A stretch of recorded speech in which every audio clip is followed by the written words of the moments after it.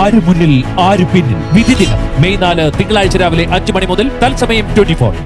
നമ്മുടെ പ്രിയങ്കരനായ വിഷ്ണു ഉണ്ണികൃഷ്ണൻ, നമ്മുടെ കട്ടപ്പനയിലെ കൃതിരോഷൻ. ശരിക്കും പറഞ്ഞാൽ വിഷ്ണു ഉണ്ണികൃഷ്ണൻ്റെ ഒക്കെ കട്ടപ്പനയിലെ കൃതിരോഷൻ സിനിമ കണ്ടപ്പോൾ മനസ്സിലായത് പെരുമ്പാവൂരുമായിട്ട് അങ്ങനെ ഞങ്ങളുടെ ഒരു കേട്ടാർന്ന ഒരു സ്ലാഗ് ഉണ്ടെന്ന് തോന്നിയിട്ടുണ്ട്.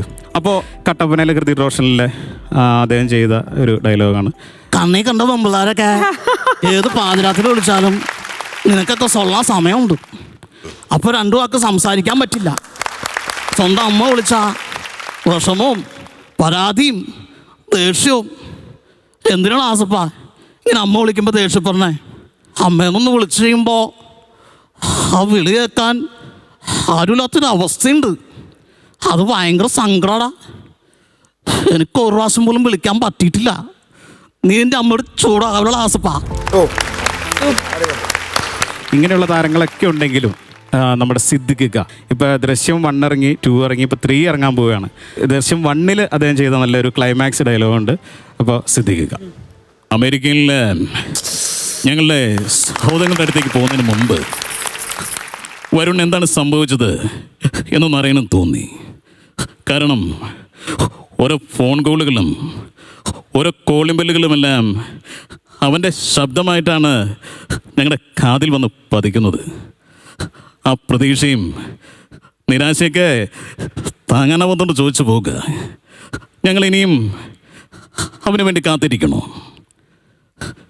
ഞങ്ങൾക്ക് മനസ്സിലാവും നിങ്ങൾക്ക് ഞങ്ങളെ വിശ്വാസം ഉണ്ടാവില്ലെന്ന്. എനിക്ക് മനസ്സിലാവും. ബുദ്ധിമുട്ടിച്ചതിൽ ക്ഷമിക്കണം കേട്ടോ.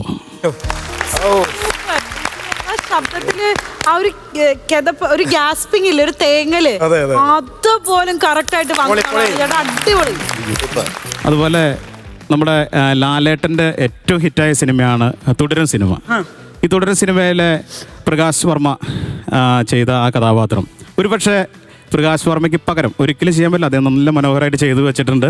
അതിന് പകരം നമ്മുടെ പ്രിയപ്പെട്ട ലാലു ലക്സേട്ടനായിരുന്നു ആ ഡയലോഗ് പറഞ്ഞ് ചെയ്താൽ എങ്ങനെയുണ്ടാവുന്നു? ജോർജ് സാറിന്റെ കഥാപാത്രമായിട്ട് നമ്മുടെ പ്രിയപ്പെട്ട ലാലു ലക്സേ.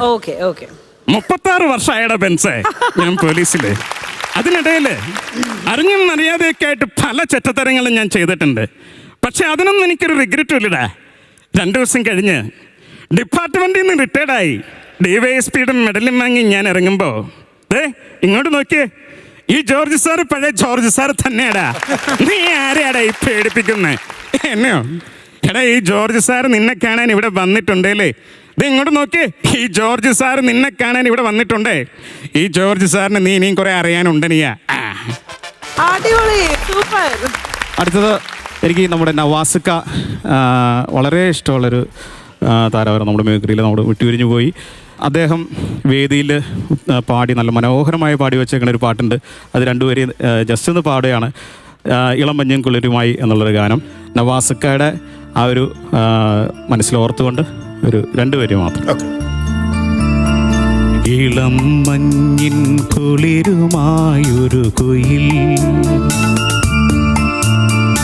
ഇടം നെഞ്ചിൽ കൂടുകൂട്ടുന്ന സുഖം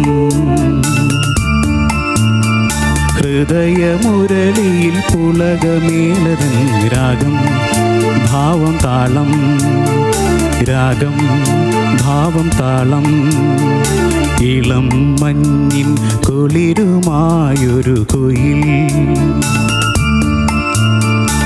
ഇടം നെഞ്ചിൽ കൂടുകൂട്ടുന്ന സുഖം ഹൃദയമുരളിയിൽ പുളകമേലതൻ രാഗം ഭാവം താളം രാഗം ഭാവം താളം.